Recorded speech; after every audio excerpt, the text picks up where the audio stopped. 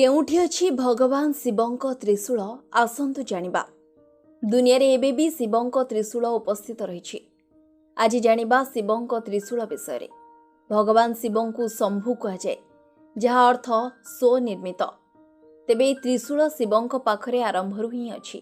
जेमिति आम शरीरर अंत आम सहित थाए, ठीक सेहिपरि त्रिशूल भी भगवान शिवंकर गोटे भाग। तेबे कहा जाए शिव त्रिशूल बनाइथिले, किंतु विष्णु पुराण रे कहा जाइछि कि त्रिशूल ब्रह्मा बनाइथिले। आ ब्रह्मा एहाकु सूर्यंक भागरु बनाइथिले। ब्रह्मा सूर्यंक आलोक कम करिबा पई तांको अष्टम शक्ति कम करि दैथिले। एहाकु परे त्रिशूल भाबे व्यवहार करा जायतिला। हेले एहार वर्णना आहुरी अनेक पुराण रे करा जाइछि। जेमिति कि मां दुर्गांक हातरे भी त्रिशूल रहिछि। त्रिशूल एक एमिति अस्त्र थिला जहार बहुत अधिक शक्ति थिला। आ एहाकु व्यवहार करी भगवान शिव बहुत असुरंक वध करिथिले। तेबे वर्तमान समस्तंक मनरे प्रश्न उठुथिबो, जदि भगवान शिवंक त्रिशूल पृथ्वी रे रहिछि, तेबे ताहा केउठी अछि? एमितिरे तो भगवान शिवंक त्रिशूल बहुत जगारे रहिछि बोली सुनिबाकु मिले। हेले किंतु सबु स्थान रे त्रिशूल को देखि हुएनी।